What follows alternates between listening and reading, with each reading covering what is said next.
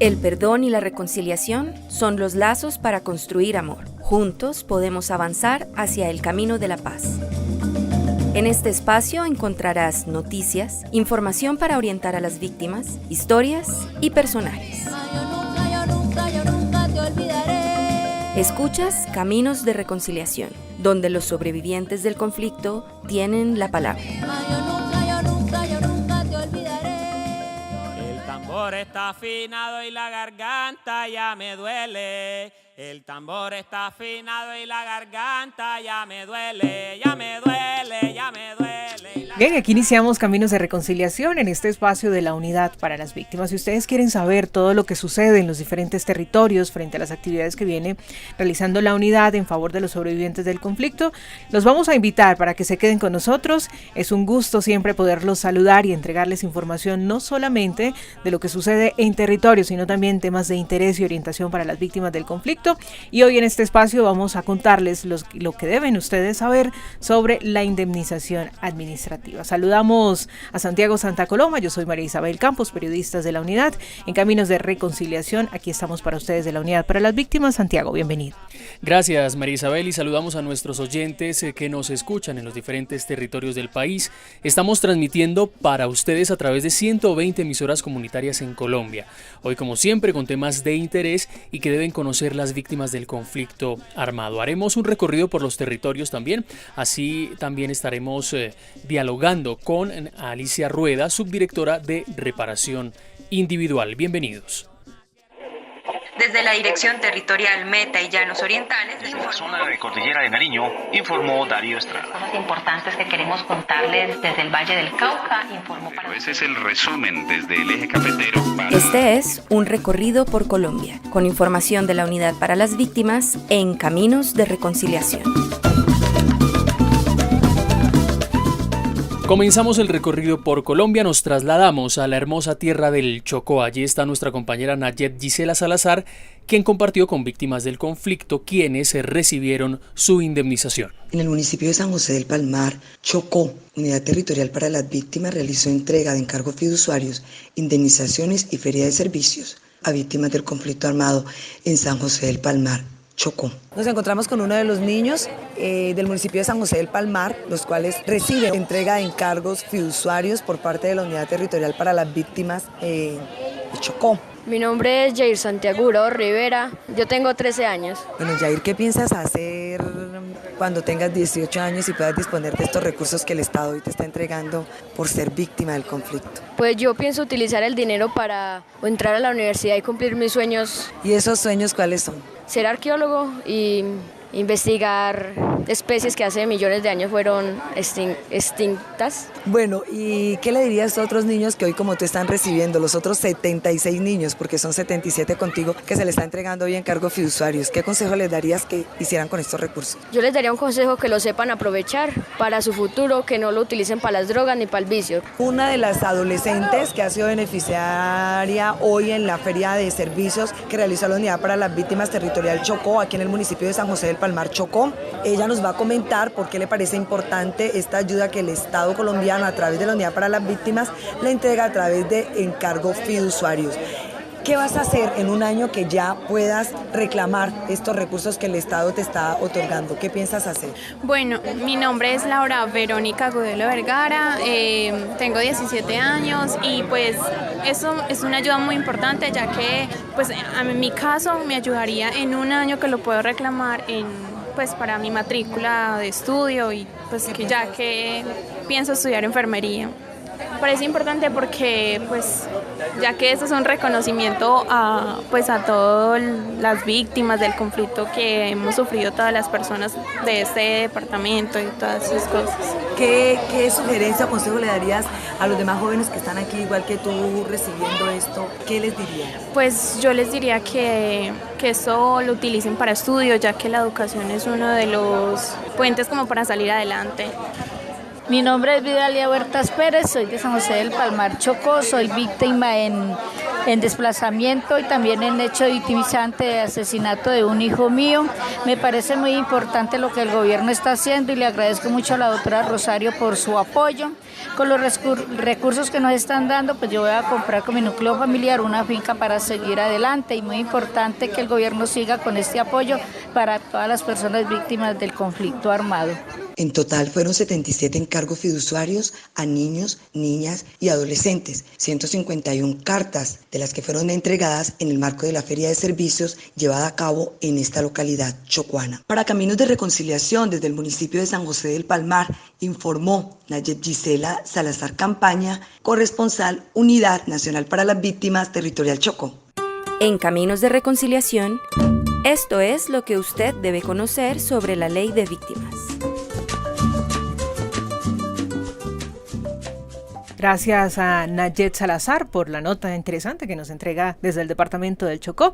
Y en Caminos de Reconciliación vamos a continuar con la segunda parte de la entrevista de Alicia Rueda. Ella es la subdirectora de Reparación Individual, quien nos ha estado hablando sobre lo que es la nueva ruta de indemnización que hay actualmente para que las víctimas puedan reclamar su dinero. Es importantísimo esto, Santiago y oyentes, porque de esta manera ustedes ya se van a enterar cómo pueden hacer ustedes para avanzar en este proceso. Ya se habló sobre la ruta priorizada, quienes tienen acceso a esta de la ruta general, y ahora nos va a compartir sobre lo que es la ruta transitoria. Alicia. Bueno, la ruta de transición es una ruta, digamos, intermedia, en el sentido de que las víctimas que se encuentran en esta ruta al final terminan estando en ruta priorizada o en ruta general. Solamente que se llama de transición es porque ya hicieron la presentación de la documentación antes y debemos decidir si quedan en priorizada o en general, y debemos darle una respuesta de fondo. Puede haber pasado que haya víctimas que hayan entregado la documentación y esté completa, esté bien, no haya ningún problema y solamente deberán esperar su respuesta de fondo.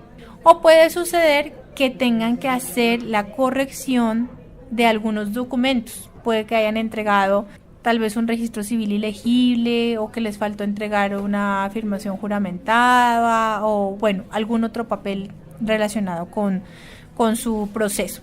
La ruta de transición, como te decía, tiene como dos momentos. Los que tienen los documentos completos, que deben esperar la respuesta de fondo de la unidad, y los que tienen la documentación incompleta, que la unidad los está contactando, porque con ellos ya venimos trabajando durante todo este año, diciéndoles, oiga, le hace falta este papel, lo citan. La unidad es que lo cita. En este caso ellos no deben pedir la cita, porque la gente no va a saber, hoy será que yo sí estoy en ruta de transición o no. Las que estén en ruta de transición, la unidad los llama y los cita, y les pedimos la documentación que les falta para hacer la subsanación. Y entonces, una vez hecho esto, ya quedan en el camino normal, esperar el tiempo de la respuesta de fondo. ¿Cuál es la diferencia? Para estas víctimas que estén en ruta de transición, deberán esperar no 120 días, sino 180 días hábiles. Igual, todos los días de los que hemos hablado son hábiles. ¿Por qué 180 días? Primero, porque los días empezaron a contar desde que se expidió la resolución, o sea, desde el 6 de junio de 2018 empezaron a contar estos días, mientras que en ruta general ni siquiera han empezado a contar, porque no hemos empezado a recibir solicitudes por esta ruta. Y porque además tenemos más de 400,000 personas que han adelantado esta documentación y están en ruta de transición. Entonces la unidad tiene que tener un tiempo para analizarlas y poder tener la capacidad operativa de responderles de fondo a esa solicitud. Entonces, ¿qué va a pasar con estas víctimas? Que van a decir, van a saber si tienen derecho a ser indemnizadas o no, y si quedaron en ruta general, para que tengan que esperar la medición del puntaje cada año, o si quedaron en ruta priorizada y les podamos decir 30 días después de su comunicación de si tiene derecho a ser indemnizada, la fecha de pago. Eso es muy importante que se comprenda, porque pues digamos, hay un número importante de víctimas que están en esta situación de la ruta de transición, pero como les digo, si tienen documentación pendiente, no hay que preocuparse, la unidad va a contactarlos. Ahora, creo que también habrán tal vez muchas inquietudes frente a qué pasa si nosotros vivimos en un lugar en donde no hay un punto de atención, nos queda muy lejos para asistir. Bueno, la unidad viene desarrollando varias estrategias que va a fortalecer para poder garantizar la llegada de diferentes profesionales a municipios donde no hemos tenido coberturas. Entonces, por ejemplo, vamos a hacer jornadas móviles para llevar los equipos de trabajo y que hagan la toma de solicitudes. Lógicamente daremos aviso a las autoridades, a la alcaldía, a la personería, para que sepan cuándo estaremos y la gente pueda alistarse y hacer la presentación de la solicitud de indemnización.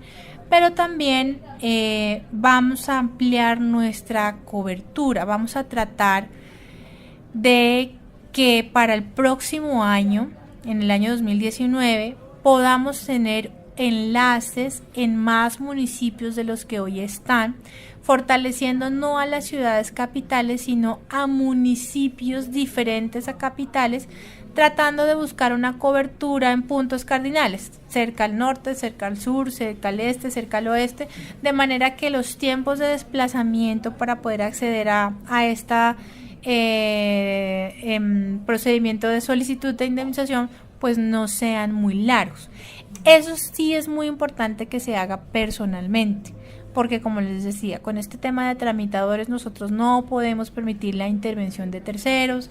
Ya se han identificado casos de suplantación, casos de falsas víctimas, y la toma personal evita eso, pero además también hemos tomado otras medidas de seguridad y ya suscribimos un convenio con la Registraduría Nacional del Estado Civil y vamos a poner en marcha la identificación biométrica de las víctimas al momento de hacerles la entrega de las indemnizaciones.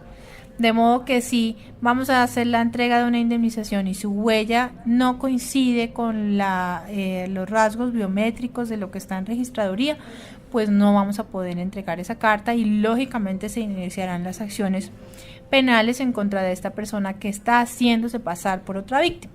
Entonces, teniendo en cuenta que esto también es por seguridad de las mismas personas que van a adelantar el proceso, lo mejor es que se haga personalmente. Deben tener en cuenta también, por ejemplo, que la mayoría de los hechos victimizantes que vamos a documentar son desplazamiento forzado. Y el hogar tiene varias personas. No tienen que ir a hacer el procedimiento todas las personas que conforman el hogar desplazado. Basta que con un informante idóneo de la familia que lleve la documentación de todos los demás que estén incluidos, pues lo podemos hacer a través de esa persona. No tienen que estar todos ahí, pero sí debe llevar la documentación de todos. Otra cosa que también regularmente se presenta es que una vez hemos hecho nosotros el procedimiento de la documentación de la indemnización, posteriormente incluyen dentro del hogar desplazado niños, niñas o adolescentes que son hijos o nietos de alguno de los miembros del hogar desplazado.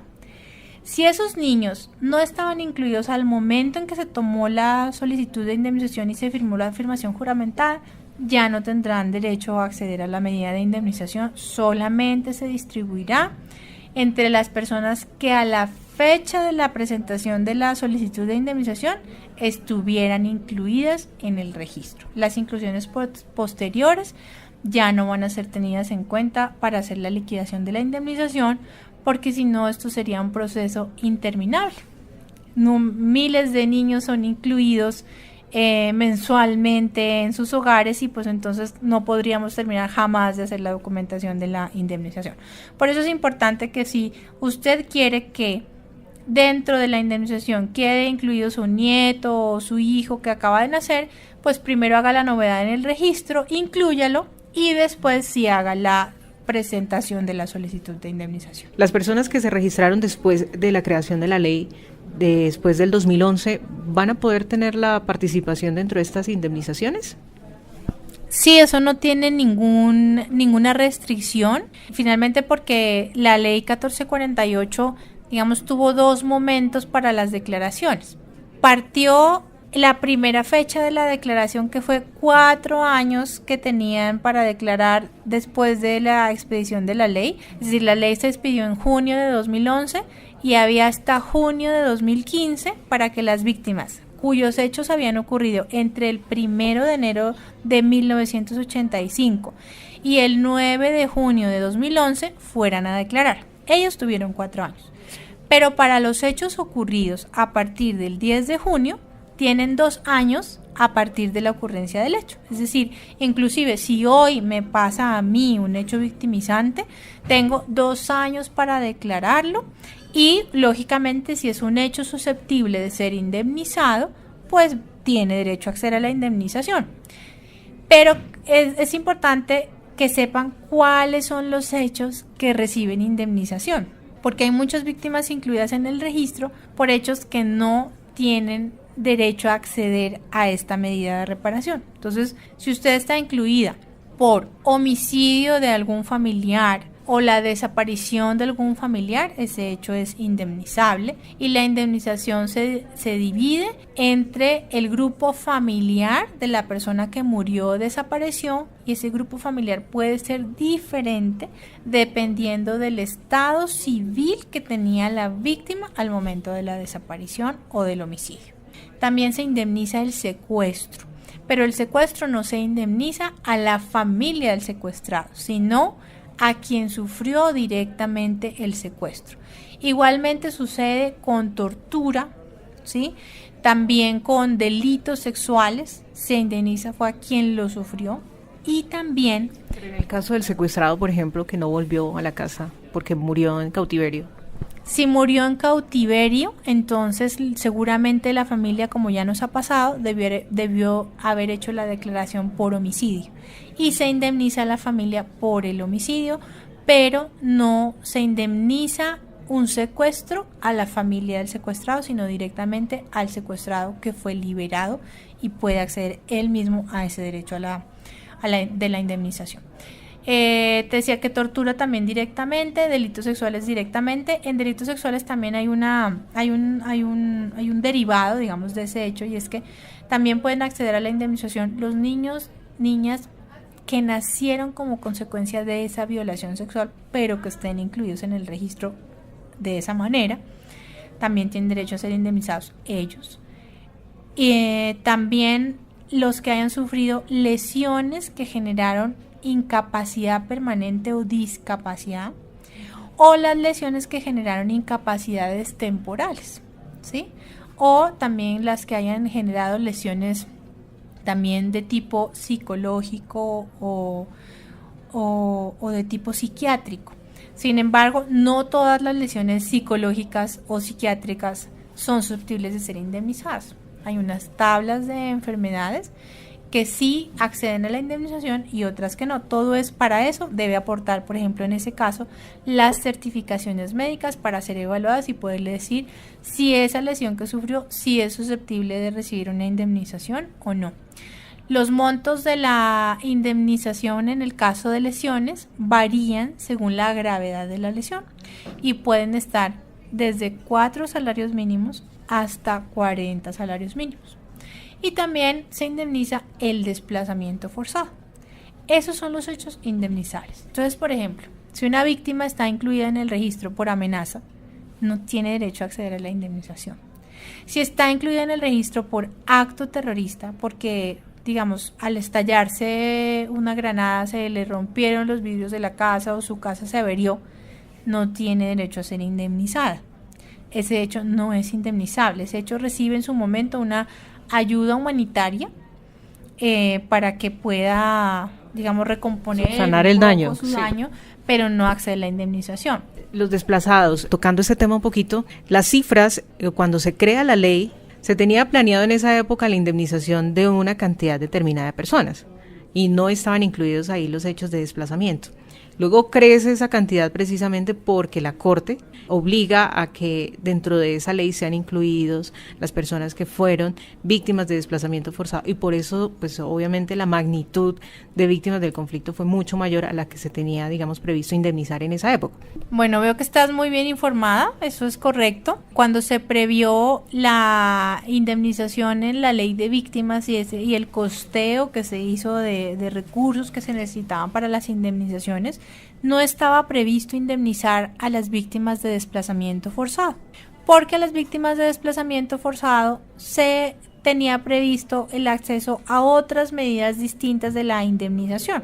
Ellos reciben, digamos, con frecuencia la atención humanitaria si lo necesitan, pero también estaba previsto el acceso a subsidio de viviendas que de manera prioritaria sean entregado a víctimas de desplazamiento forzado. Ellos tienen acceso a proyectos productivos y, en fin, otro tipo de derechos que las víctimas de los otros hechos diferentes a desplazamiento no tienen acceso a eso, sino solo en materia económica, solo a su indemnización. Entonces, por esa razón no se previó la indemnización a desplazamiento forzado, sino que se había previsto repararlas por otros mecanismos distintos. Sin embargo, la Corte Constitucional en el año 2013 se pronunció y le ordenó al Estado colombiano se entregara la indemnización administrativa a víctimas de desplazamiento forzado, y eso tuvo un impacto económico muy grande, porque las víctimas de desplazamiento forzado son más del 90% de las víctimas que están dentro del Registro Único de Víctimas. Eso hizo que, de haber tenido financiada la indemnización del 10%, pues ese 90% que nunca se había costeado quedara sin financiación, y es lo que hace que aumente el tiempo para poder entregar esta medida, porque lógicamente vale una cantidad muy importante de dinero los recursos que se necesitan para pagar estas indemnizaciones, y Colombia no puede sacarlos en un mismo momento. Por eso, como la reparación es un derecho al que los estados deciden si lo van a entregar o no en estos marcos de justicia transicional, también pueden definir cómo lo van a entregar y en cuánto tiempo lo van a entregar. No es un derecho que esté asociado al mínimo vital, sino a reparar los daños, y por esa razón el Estado colombiano puede decidir entregar estas indemnizaciones en los años que fiscalmente considere son los necesarios para poder cumplir esa obligación. Fíjate, por ejemplo, que las víctimas del Holocausto nazi solo hasta el año pasado terminaron de ser indemnizadas esas familias. Mira cuántos años pasaron, más de 50 años. Entonces, no es desconocido bajo la luz de los principios internacionales que las reparaciones puedan los estados tardarse años en entregarles. Atención, víctimas del conflicto. Se crearon 3 nuevas rutas para el proceso de indemnización. Ruta priorizada para mayores de 74 años o con discapacidad y o enfermedad que le dificulte su desempeño igual o superior al 40%. Ruta transitoria. Personas que ya entregaron documentos para la solicitud de indemnización. Ruta general. Personas que no han iniciado solicitud de indemnización y no cumplen con los criterios de priorización. Más información en línea nacional 018-091-1119. En Bogotá 426-1111. Unidad para las Víctimas. Gobierno de Colombia.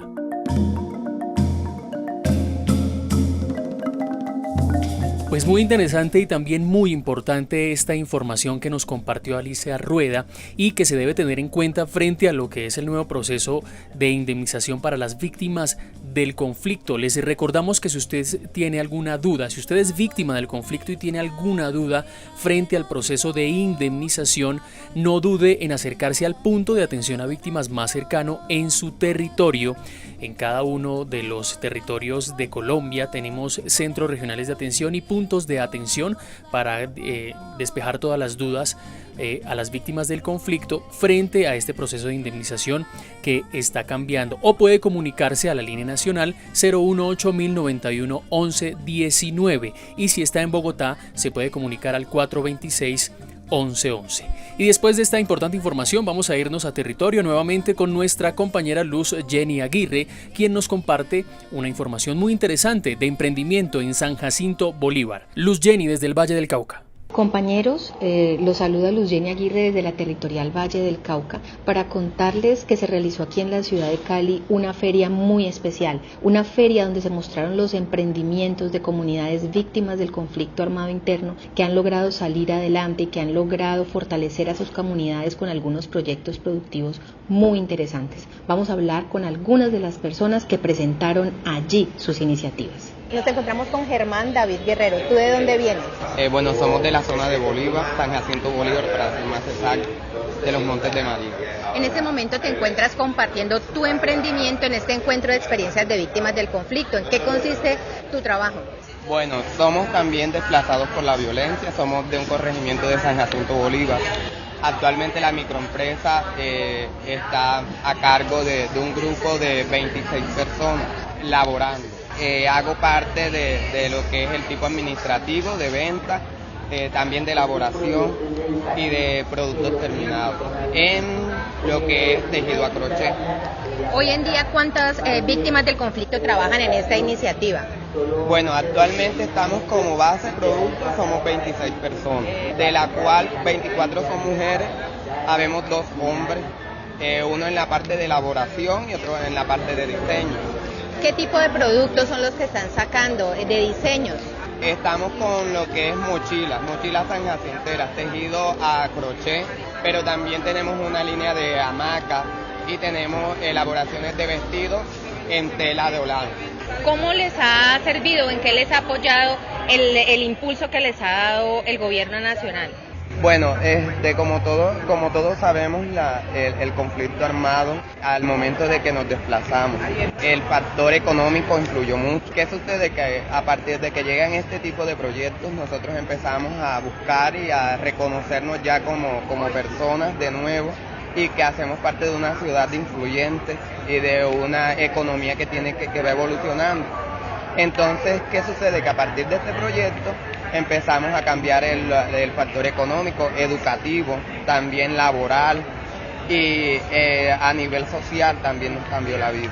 Informó para ustedes Luz Jenny Aguirre Tobón desde el Valle del Cauca para la Unidad para las Víctimas. Y también queremos compartirles más información de lo que está sucediendo en territorio. Nos trasladamos al norte de Santander. Allá está nuestra compañera Patricia Giraldo, quien nos cuenta frente a las indemnizaciones entregadas en Tibú y cómo serán estas invertidas también por parte de víctimas del conflicto que fueron beneficiadas. Patricia. Hola compañeros en Bogotá. La indemnización es una de las reparaciones más esperadas por las víctimas. En Tibú, norte de Santander, estamos entregando indemnizaciones a cerca de 300 víctimas de la zona del Catatumbo, una de ellas Álvaro. Álvaro, ¿cuál fue su hecho victimizante y en qué va a invertir la platica que le van a entregar hoy? Fue por desplazamiento y pues la platica pues pensamos invertir en un negocito, en un saloncito de peluquería y eso para comprar las cosas necesarias que necesita uno y para poder salir adelante y invertir la plata en algo. También está Edilma, otra de las beneficiadas. Edilma, ¿cuál fue tu hecho victimizante? ¿Qué fue lo que pasó? En mi desplazamiento, el 25 de octubre de 2010, fui desplazada para la ciudad de Cúcuta. La situación de Cúcuta siempre ha sido muy crítica en el sentido para mí. Con mis 2 hijos me vi muy cargadita de pesado, demasiado pesado. Entonces tuve la oportunidad nuevamente de volver a la Gabarra, me ofrecieron otros trabajos, ahí me estoy ganando un salario mínimo y con él pues estoy saliendo adelante. ¿Por qué? ¿Para qué? Primero que todo porque mis hijos pues están aguantando hambre en Cúcuta. La verdad que uno con los hijos a veces tiene que volver a sitios donde uno no le agrada, pero igual a veces toca. ¿Y la plática que te van a dar, en qué la vas a invertir? ¿Vas a comprar casa? ¿La vas a guardar para el estudio de tus hijos? ¿Vas a montar negocio? Lo voy a invertir en un negocio y si me queda, para comprar una casita afuera, puede ser en Cúcuta. La verdad la idea mía siempre es sacar a mis hijos a estudiar afuera, porque en Agabarra no hay una universidad o una academia en la cual ellos puedan aprender un arte. Desde norte de Santander informó Patricia Giraldo. El tambor está afinado y la Gracias a todos nuestros compañeros en territorio y por supuesto también a todos nuestros oyentes que estuvieron allí muy activos participando de este espacio Caminos de Reconciliación. Así llegamos a la parte final. Los invitamos para que nos sigan a través de Instagram y Twitter, en nuestras redes sociales @Unidad Víctimas, en Facebook Unidad Víctimas, y también si ustedes quieren encontrar más información de esta entidad lo pueden hacer en www.unidadvictimas.gov.co. Santiago. Y antes de finalizar queremos invitarlos a que actualicen sus datos. Es importantísimo que sus datos estén actualizados como víctimas del conflicto, porque al momento de que la unidad los vaya a ubicar para entregar indemnizaciones, para entregarles ayudas humanitarias o cualquier otro tipo de asuntos que tenga que ver con el proceso de reparación integral, lo va a hacer con los datos que estén registrados en ese momento en la base de datos de la unidad para las víctimas. Así que si ha cambiado de domicilio, si ha cambiado su número de teléfono, su número de celular, bueno, cualquier otro dato que usted crea que es importante que deba actualizar, es muy sencillo. Se comunica con las líneas telefónicas, lo recordamos, en Bogotá 426-1111 y a nivel nacional la línea gratuita nacional 018-091-1119. Este fue Caminos de Reconciliación, espacio de la Unidad para las Víctimas. Gracias por su sintonía. Ay, bendito sea conflicto, qué pobreza nos deja.